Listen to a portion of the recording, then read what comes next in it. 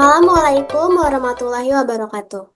Sebelumnya, terima kasih kepada Bu Novitasari yang telah memberikan kami kesempatan untuk presentasi kali ini.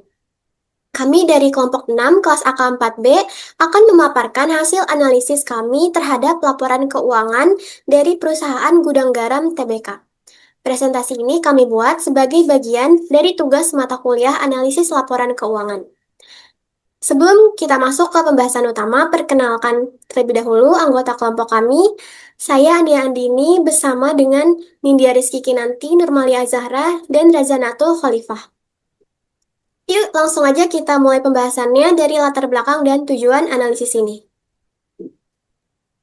Latar belakang dan tujuan dari analisis kami adalah analisis laporan keuangan membantu pihak terkait dalam menilai stabilitas, profitabilitas, dan kesehatan keuangan perusahaan. Metode seperti analisis tren, rasio keuangan, dan perubahan laba memberikan gambaran menyeluruh untuk pengambilan keputusan yang lebih akurat. Kemudian tujuan dari proyek kami adalah menganalisis tren kinerja keuangan perusahaan Gudang Garam TBK selama periode 2022 sampai 2024. Kemudian, mengevaluasi rasio keuangan perusahaan Gudang Garam TBK seperti likuiditas, profitabilitas, solvabilitas, dan aktivitas. Dan yang terakhir, menganalisis perubahan laba kotor perusahaan Gudang Garam TBK. Di sini ada profil perusahaan yang kami analisis, yaitu PT Gudang Garam Tbk. Merupakan perusahaan publik yang bergerak di bidang industri rokok. Perusahaan ini tercatat di papan utama Bursa Efek Indonesia sejak 27 Agustus 1990. Gudang Garam Tbk termasuk dalam sektor barang konsumen primer dengan subsektor industri dan subindustri, yang semuanya berfokus pada rokok. Kantor pusat perusahaan beralamat di Jalan Semampir 2, nomor 1 Kediri, dengan kode pos 64121. Dan di Jalan Jenderal Ahmad Yani, nomor 75 sampai 79 Jakarta, dengan nomor kode pos 10510. Langsung aja kita ke analisis trennya.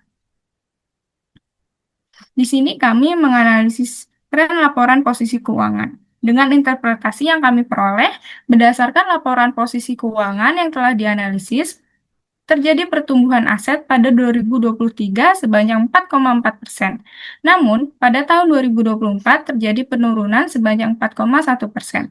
Kenaikan pada 2023 disebabkan oleh perusahaan meningkatkan kewajiban yang dimiliki perusahaan untuk membantu mengelola aset perusahaan. Sementara penurunan pertumbuhan aset pada 2024 dikarenakan perusahaan menggunakan aset untuk membayar hutang perusahaan atau kewajiban perusahaan.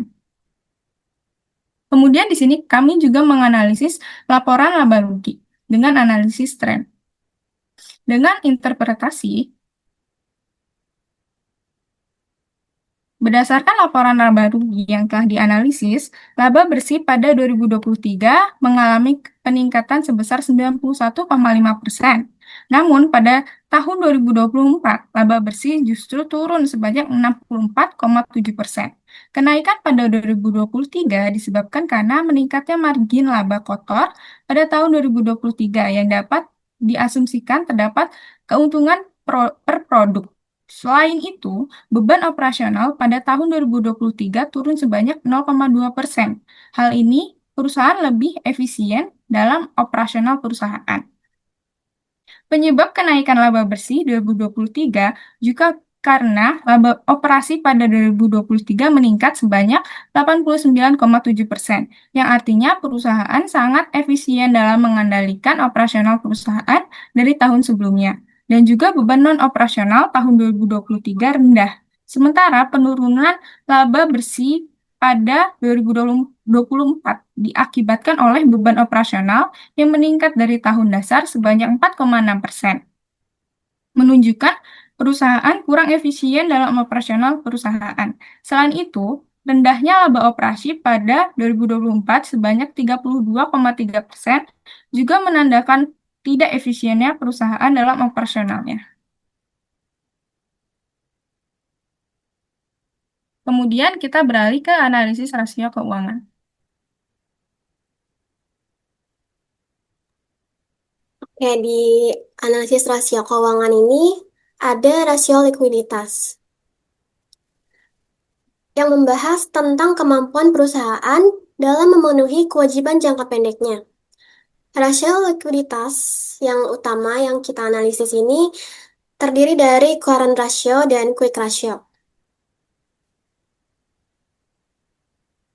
Hasil dari analisis kami di current ratio ini, kemampuan perusahaan gudang garam dalam membayar hutang jangka pendek menggunakan seluruh aset lancar menunjukkan tren yang sangat positif. Rasio ini meningkat dari 190,37% di tahun 2022 menjadi 183,22% di tahun 2023. Kemudian naik tajam menjadi 228,54% di tahun 2024. Angka yang berada di atas 100% menunjukkan bahwa perusahaan memiliki aset lancar yang lebih besar dibandingkan hutang jangka pendek yang harus dibayar. Peningkatan yang sangat signifikan di tahun 2024 menunjukkan bahwa meskipun perhitungan menurun, perusahaan berhasil memperbaiki posisi likuiditasnya dengan sangat baik. Selanjutnya, quick ratio dari gudang garam ini menunjukkan bahwa kemampuan perusahaan membayar utang jangka pendek tanpa mengandalkan persediaan menunjukkan kondisi yang baik meskipun mengalami fluktuasi. Rasio ini bergerak dari 26,46% di tahun 2022 turun menjadi 25,40% di tahun 2023. Kemudian naik menjadi 33,91% di tahun 2024. Peningkatan di tahun 2024 menunjukkan bahwa perusahaan memiliki kemampuan yang lebih baik untuk membayar hutang jangka pendek menggunakan aset yang paling mudah dicairkan tanpa harus menjual persediaan terlebih dahulu. Oke, lanjut. Kemudian kita akan membahas mengenai rasio profitabilitas, yaitu rasio yang digunakan untuk mengukur sejauh mana perusahaan mampu menghasilkan laba dan aktivitas operasional dan penggunaan asetnya. Rasio profitabilitas yang dianalisis di sini terdiri dari net profit margin dan return on asset.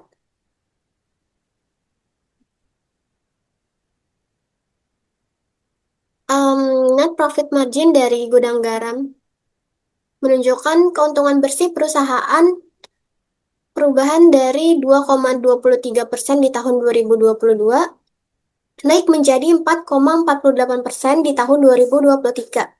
Kemudian turun sangat tajam menjadi 0,99% di tahun 2024. Kenaikan keuntungan bersih yang mencapai 2 kali lipat di tahun 2023 menunjukkan bahwa perusahaan beroperasi dengan sangat baik. Tetapi penurunan hampir 80% di tahun 2024-nya menunjukkan adanya kenaikan besar dalam berbagai biaya operasional. Penurunan ini bisa disebabkan oleh berbagai hal seperti kenaikan biaya administrasi, biaya bunga, atau adanya pengeluaran besar yang hanya terjadi sekali. Selanjutnya, pada return on asset, kemampuan perusahaan menghasilkan keuntungan dari aset yang dimiliki bergerak dari 3,14% di tahun 2022 naik menjadi 5,76% di tahun 2023. Kemudian turun tajam menjadi 1,15% di tahun 2024. Angka 5,76% di tahun 2023 menunjukkan bahwa perusahaan sangat baik dalam menggunakan aset untuk menghasilkan keuntungan. Namun, penurunan menjadi 1,15% di tahun 2024 menunjukkan bahwa perusahaan kurang efektif dalam memanfaatkan aset yang dimiliki. Kemudian selanjutnya rasio solvabilitas. Rasio solvabilitas ini digunakan untuk mengukur kemampuan perusahaan dalam membayar hutang jangka atau kewajiban jangka panjangnya. Apabila perusahaan dibubarkan atau seberapa besar aset perusahaan ini dibiayai oleh hutang. Nah, yang paling umum digunakan itu perhitungannya dengan debt to asset ratio dan debt to equity ratio. Dengan perhitungan berikut ini, yang pertama itu ada debt to asset ratio. Didapatkan dari informasi tersebut didapatkan perhitungan debt to asset ratio itu seperti berikut. Yang di 2022 itu 34,67%, lalu turun di 2023 34,17%, dan kemudian turun lagi di 2024 menjadi 27,10%. Nah, aset-aset ini dibiayai itu kan dari liabilitas, dan semakin turun berarti penggunaan aset yang dibiayai dari liabilitas ini semakin rendah. Jadi gudang garam TBK ini dapat dikatakan mampu melakukan efisiensi dalam usahanya. Kemudian selanjutnya itu ada debt to equity ratio. Dengan perhitungan berikut ini, interpretasinya dari perhitungan debt to equity ratio tersebut dapat dilihat pada 2022 gudang garam TBK ini menggunakan hutangnya sebesar 5,07% dari total modalnya. Kemudian di 2023 ini dia turun 1,17% jadi 51,90%. Dia ini berarti menunjukkan gudang garam TBK ini udah berkurang dalam ketergantungannya terhadap liabilitas. Lalu di 2024 ini turun lagi cukup besar sebesar 14,72% jadi 37,18%. Dan hal tersebut menunjukkan kalau gudang garam TBK ini sangat baik dalam mengelola modal dan hutang. Next.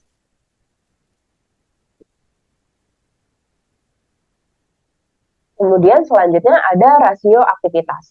Rasio aktivitas ini mengukur seberapa efisiensinya pemanfaatan sumber daya perusahaan kayak penjualan, persediaan, penagihan hutang. Nah, dan rasio ini itu atau bisa dikatakan rasio ini itu untuk menilai kemampuan perusahaan dalam melaksanakan aktivitas sehari-harinya. Yang paling umum itu yang pertama ada inventory turnover, yang kedua ada receivable turnover. Nah, dari perhitungan yang pertama yaitu inventory turnover itu didapatkan interpretasi sebagai berikut. Dari perhitungan inventory turnover tersebut dapat dilihat kalau di tahun 2022 gudang garam TBK itu sebesar 2,38 kali perputaran persediaannya terjadi. Dan dia mengalami penurunan di 2023 sebesar 0,17 menjadi 2,21 kali. Lalu turun lagi di 2024 jadi 2,05 kali perputaran persediaan yang terjadi.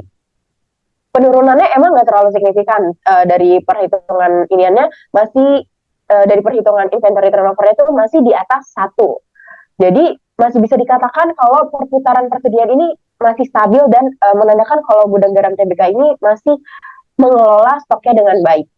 Terus selanjutnya ada receivable turnover dengan perhitungan sebagai berikut. Didapatkan interpretasinya yaitu dilihat dari 2022 gudang garam TBK sebesar 57,15 kali terjadi penagihan piutang dan mengalami kenaikan pada 2023 menjadi 57,56 kali. Hal tersebut itu menunjukkan kalau gudang garam itu mampu menagih piutang secara efisien. Kemudian mengalami penurunan di 2024 itu menjadi 52,02 kali. Penagihan itu dia terjadi penurunan tapi masih dalam batas aman karena hasil perhitungannya ini masih menunjukkan di atas 1. Jadi menandakan kondisi arus kas gudang garam TBK ini masih bisa dikatakan masih sehat gitu. Next.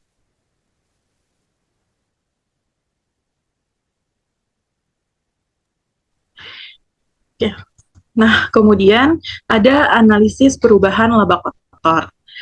Analisis laba kotor adalah suatu metode untuk mengevaluasi perubahan laba kotor perusahaan dari satu periode ke periode lain, dengan tujuan mengetahui penyebab naik atau turunnya laba kotor, dengan baik karena perubahan harga jual, volume penjualan, maupun biaya produksi.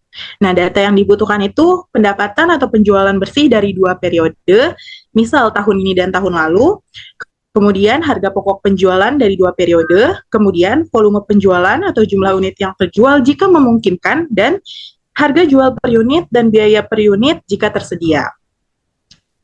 Sebelum melakukan analisis laba kotor, kita membutuhkan harga jual per unit, yang mana di sini akan digunakan harga jual per unit pada tahun 2023 sebagai acuan standar atau HJ1. Untuk mendapatkan harga jual per unit menggunakan yakni penjualan 2023 dibagi unit.